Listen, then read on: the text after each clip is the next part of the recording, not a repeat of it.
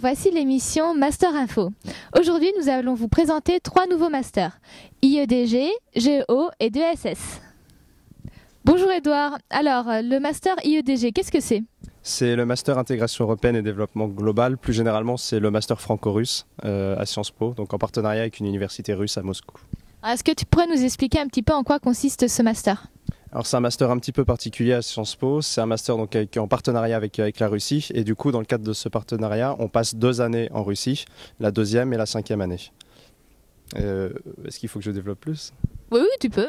Non, et donc on part en 2e année là-bas à l'université de l'amitié entre les peuples pour apprendre le russe et en 5e année on vient pour faire notre dernière année, donc on a un stage à accomplir sur place et un mémoire à produire en russe et à défendre à l'oral. D'accord, et est-ce que c'est obligé d'être allé en Russie pour pouvoir intégrer le master? Alors non, c'est pas obligé. Par exemple, on a beaucoup de Master Sec qui nous rejoignent en 4e année, donc qui eux ne sont parfois jamais allés en Russie, mais qui ont quand même une connaissance du russe. Donc c'est très important d'avoir une connaissance du russe avant, parce qu'en 5e année, il y aura très peu de cours de russe, et du coup, il faut avoir déjà un bon niveau. D'accord, et quelle est la charge de travail en 4e année comparée à la 3e année? Alors, on n'est pas le master dans lequel il y a la plus grosse charge de travail, si je compare à certains où il y a 2 mémoires à rendre, etc. Ceci dit, on a quand même une charge de travail assez importante, plus tout le travail qu'on se rajoute nous-mêmes à côté pour garder un bon niveau. Et vous avez le temps quand même après pour des associations, sortir, profiter de la vie Oui, bien sûr, on a le temps pour les associations, il y en a certains qui vont au club œnologie, etc. Et en plus, on garde du temps pour s'occuper des étudiants russes qui sont à Sciences Po dans le cadre du partenariat. Cette année, on en a 3 et donc on se charge de leur faire connaître Bordeaux et de les sortir un petit peu. Est-ce que ce master a répondu à tes attentes? Tout à fait, oui, puisque la Russie, c'est toujours un pays qui m'avait attiré, j'avais toujours rêvé d'y aller, du coup ça m'a donné une bonne opportunité, et de voir que c'est un pays qui est atypique, mais absolument passionnant, et du coup, voilà, je pense que tout le monde est très, très enthousiaste. Oui. Ok, maintenant, petite question difficile, est-ce que tu pourrais résumer le master en 3 mots maximum? En 3 mots, pour la Russie, donc ça va être alcool, amitié, travail. Merci beaucoup. Je vous en prie. Bonjour Fredo, alors toi tu es en master GEO. GEO, c'est ça, gestion d'entreprise et d'organisation. Donc c'est différent des GEA. C'est différent puisque c'est pas la même section, puisque les GEA sont en études internationales, alors que nous sommes en section gestion, finance, marketing. Donc ce sont 2 parcours différents. Les cursus même sont différents puisque les GEA font de la géoéconomie appliquée, c'est-à-dire qu'ils ont un cours qui se ressemble plus, qui est plus dans la continuité de ce qui se fait à Sciences Po, avec des cours généraux, de relations internationales, etc. Nous, c'est très spécifique, on fait vraiment de la gestion d'entreprise. Donc on apprend à lire des bilans, à ériger des comptes d'exploitation, à les exploiter, faire de l'analyse financière. Vraiment, nous, en GEO, on se met à la place d'un dirigeant d'entreprise dans sa gestion quotidienne. Donc c'est très professionnalisant, mais c'est différent des GEO, effectivement. D'accord, et pourquoi est-ce que tu as choisi ce master? Alors ce master, je l'ai choisi pour plusieurs raisons. La première, c'est que je voulais vraiment quelque chose de professionnalisant. C'est vrai qu'à l'IEP, on a des cours intéressants. Je ne dis pas très large, très pluridisciplinaire, mais j'avais vraiment envie de quelque chose d'un peu plus technique et d'un peu plus concret que faire des exposés sur est-ce que le lien social est un artefact ou autre chose. Comme ça, j'avais vraiment envie de quelque chose de plus concret, savoir dans quelle entreprise, dans quelle situation est-ce qu'elle doit investir, quelle doit être sa stratégie, etc. Donc c'est quand même une autre optique, je pense que ça complète bien le cursus Sciences Po, puisque les 3 premières années fournissent une culture générale assez intéressante, mais je pense qu'elle se complète bien avec un savoir un petit peu plus technique. Alors bon, c'est pas méchant non plus, on n'est pas une école de commerce, mais il y a un complément qui est assez intéressant. Et d'autre part, je voulais une formation qui soit, c'est ça, technique, davantage que d'autres masters, puisque c'est pas le seul master qui s'occupe de l'entreprise, il y a énormément de masters qui permettent de travailler dans le privé par la suite. Mais le master Géo, c'est vraiment le plus rigoureux de ce côté-là, dans le sens où c'est celui qui te permet d'utiliser les outils de la comptabilité, celui qui te permet de lire des bilans, tout ce que je vous ai déjà expliqué, mais qui permet également de travailler dans des domaines aussi divers et variés que des grandes entreprises, des petites PME, des coopératives. Travailler dans l'économie sociale et solidaire, c'est très important, c'est très intéressant, on a pas mal de sujets là-dessus. Donc c'est vrai que c'est à la fois plus technique, mais ça reste tout à fait varié, puisqu'elle s'ouvre une nouvelle porte qui est celle du domaine privé. C'est vrai qu'à Sciences Po, on a l'habitude de travailler le droit public, les administrations publiques, etc. Donc là, c'est vraiment une autre ouverture qui complète bien et qui, ma foi, est très intéressante. Et est-ce que ça a répondu à tes attentes pour l'instant? Pour l'instant, tout à fait. C'est vrai que c'est un master qui n'est pas facile, il ne faut pas croire, puisqu'on démarre en avance par rapport aux autres. Il y a 2 semaines, on démarre avec 2 semaines d'avance, puisqu'on a des remises à niveau dans des matières qu'on n'avait pas l'habitude de faire, comme de la comptabilité, comme de l'analyse financière, comme de l'outil de gestion informatique. C'est vrai que c'est des matières qu'on n'a jamais fait à l'IEP et qui sont pourtant préalables pour pouvoir utiliser ensuite, par exemple. Il est impossible de faire de l'analyse financière si on n'a pas des bases en comptabilité. Si on ne sait pas du tout lire un bilan, il est impossible de le diagnostiquer. Donc là, on démarre 15 jours en avant. Donc c'est vrai qu'au niveau du moral, c'est quand même assez difficile. Quand en fin août, on se dit, bah, tiens, on retourne à l'IEP, quand tous les copains sont encore en vacances pour 15 jours. Mais au final, c'est intéressant. Il y a du travail, c'est vrai que ça fait partie des masters qui demandent une charge de travail, mais qui n'est pas non plus loin d'être surhumaine. Il y a beaucoup de masters qui sont comme ça. Puis bon, après, il y a un temps pour tout aussi. C'est vrai que bon, la 3e année est relativement légère. La 2e année, en Erasmus, on sait tous de quoi il s'agit. C'est vrai qu'à la 4e année, on sait que bon, c'est quand même, il y a une charge de travail supplémentaire. Donc Géo ne fait pas exception, mais c'est tout à fait intéressant. Puis c'est vrai que le fait de se spécialiser, a fortiori de se spécialiser dans un domaine que l'on choisit, que l'on apprécie, ce n'est pas forcément une charge supplémentaire que de travailler comme ça. Donc en tout cas, je suis tout à fait satisfait de m'avoir choisi ce master. Tu as encore le temps pour des associations? Tu fais partie de certaines associations? Naturellement, des associations, qu'elles soient à l'IEP ou à côté de l'IEP. Donc naturellement, oui. Après tout est affaire d'organisation, on va dire. Il peut très bien y avoir des gens qui n'ont pas beaucoup de cours et qui seront overbookés, qui n'arriveront pas à gérer. Bon, tout est question d'organisation. Quand on sait qu'on a beaucoup de cours, beaucoup de travail, et qu'à côté on veut être un bénévole d'association, etc., ben, on s'organise, mais c'est tout à fait lourd. Ok, et est-ce que, petite question difficile maintenant, est-ce que tu pourrais résumer ton master en 3 mots maximum? Pas facile, effectivement. 3 mots. Alors, en premier, je veux dire professionnalisant. C'est vrai que c'est un master qui est clairement orienté vers une application professionnelle. Ici, on peut éventuellement faire de la recherche en gestion, c'est pas la finalité de ce master-là, mais c'est vrai qu'on acquiert des savoirs, des connaissances, des savoir-faire, vraiment, qu'on peut sans problème appliquer ensuite en entreprise. C'est-à-dire que si demain on est face à un patron, on peut très bien lui dire je sais faire ça, ça, ça, ça. Il y a des savoir-faire. C'est pas comme à Sciences Po où on sait parler de tout mais on ne sait rien faire, etc. Là, avec ce master-là, il y a vraiment une fin très professionnelle, ce qui fait que c'est quand même rassurant de se dire si je suis donné lâché sur le marché de l'emploi, il y a des choses que je sais faire. Donc de ce côté-là, c'est vrai que ce master est enrichissant. Après, je dirais c'est pour travailler dans le privé, on va dire privé, notamment. Parce que, effectivement, c'est de la gestion d'entreprise. Même si les organisations, à titre plus large, quand on sait gérer une entreprise, on peut également gérer une association, gérer une coopérative, etc. C'est quand même pour gérer le privé. Après, dans le privé, c'est quand même très large, parce que le privé, ça peut être aussi bien une multinationale, qu'une coopérative, qu'une PME, etc. Mais c'est vrai qu'avec cette formation-là, c'est pas la formation qu'il faut faire si on veut tenter les concours de fonction publique, si on veut être attaché territorial, c'est pas du tout le cas. Même si on veut par exemple devenir directeur administratif et financier d'un syndicat mixte départemental par exemple, il vaut mieux passer les concours de fonction publique que passer par un master qui soit de la gestion d'entreprise. Et après, oui, mais qui continue, en 3e mot, je dirais la diversité, parce qu'il y a énormément de fins possibles. Dans cette grande catégorie qu'est la gestion, il y a énormément de fins possibles, ce qui fait qu'on peut travailler aussi bien, donc je l'ai déjà dit, dans les grandes entreprises, petites entreprises, mais également à l'international, puisque c'est vrai que contrairement à un concours de fonction publique qui sera valable en France, quand on sait faire de la gestion d'entreprise, on peut le faire soit en France, en Europe ou dans le monde. Donc c'est vrai que de ce côté-là, il y a une mobilité qui est intéressante. On peut le faire également dans des secteurs très variés, on peut travailler dans le secteur bancaire, le secteur industriel, le secteur du commerce, dans la grande distribution, dans les services. Donc il y a vraiment énormément de secteurs possibles imaginables. Sachant que pour ce Master Géo, les cours ont lieu à Sciences Po en 4e année et en 5e année, on passe à Bordeaux 4. Donc normalement, on passe à l'Institut d'administration des entreprises de Bordeaux 4, c'est le pôle de gestion qui est à rive droite. Mais ce n'est pas une obligation, puisqu'en fait, en 5e année, on a accès à tous les masters de Bordeaux 4. Aussi bien les masters de droit que le master d'économie. Donc par exemple, pour ceux qui veulent faire ensuite une thèse d'économie, c'est tout à fait possible. J'y ai pas mal pensé. Par exemple, thèse d'économie développement, etc. On a les savoir-faire à Sciences Po pour faire ce genre de choses. Mais également travailler dans le secteur bancaire. Il y a des masters de négoce bancaire international très intéressants ici à côté. Aussi bien que du droit des affaires pour devenir avocat d'affaires, etc. Donc il y a également beaucoup de choses intéressantes. Donc c'est vrai qu'à la sortie, on peut faire énormément de choses.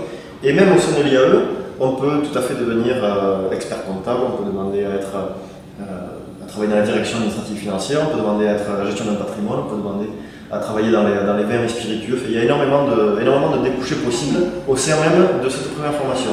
Géo, c'est vraiment une première étape, puisqu'ensuite on se respécialise une fois de plus, parce que la gestion c'est très large. L'entreprise, le milieu de l'entreprise est tout à fait énorme. Donc on se respécialise à la fin. Ce qui fait que c'est une diversité extraordinaire. C'est vrai que là on est une vingtaine dans la conférence.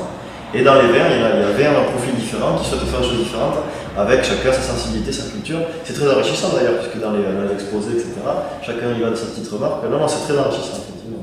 Qu'est-ce que tu aimerais faire plus tard? Tu as déjà une idée ou Alors j'ai une idée, ouais. Moi, ce serait plutôt pour travailler dans la direction administrative et financière, dans une entreprise. Donc, en gros, c'est pas forcément le patron, mais l'un des assistants du patron qui gère toutes les questions financières, les questions de ressources au sens large, ça peut être, donc effectivement les ressources humaines également.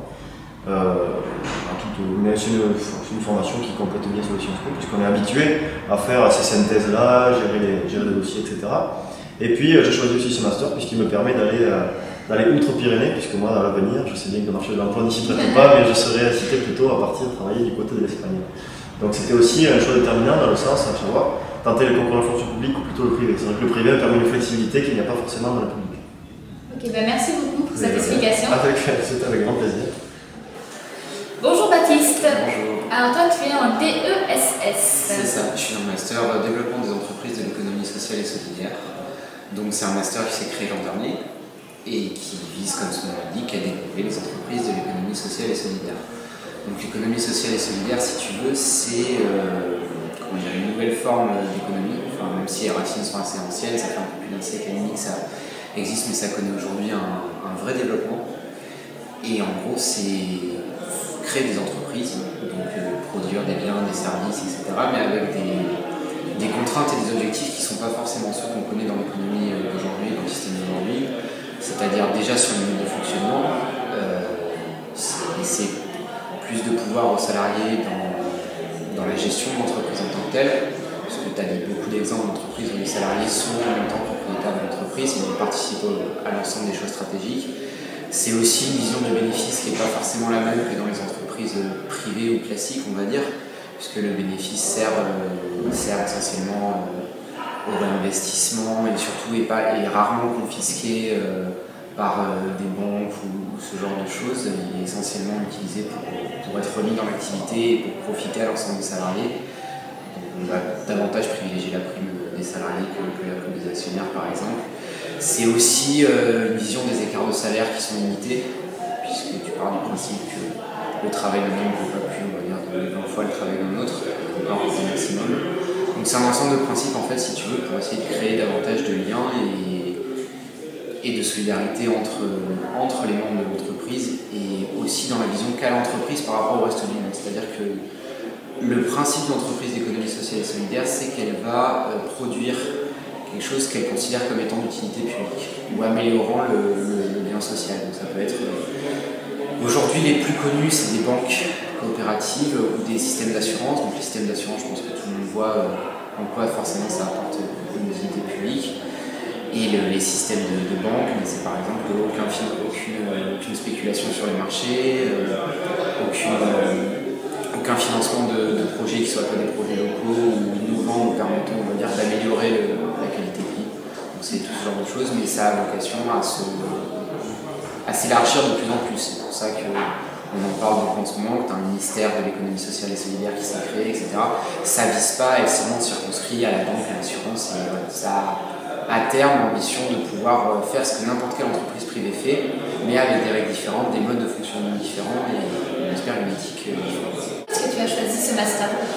Alors moi j'ai choisi ce master déjà parce qu'idéologiquement c'est ce qui me convenait le mieux, parce qu'évidemment il y a une vraie dimension politique derrière, puisque tous les principes là, c'est clairement pas les principes qui régissent le monde de l'entreprise aujourd'hui.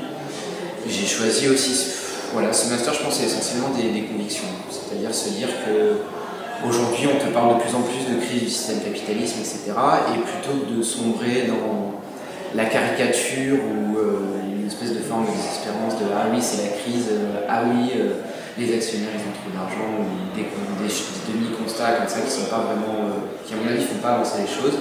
Il vaut mieux essayer de réfléchir à quel modèle aujourd'hui on est capable de proposer en alternative et de voir dans quelle mesure ce modèle-là est capable de se développer et de ce qu'il apporte de c'est une aventure que j'ai envie de tenter.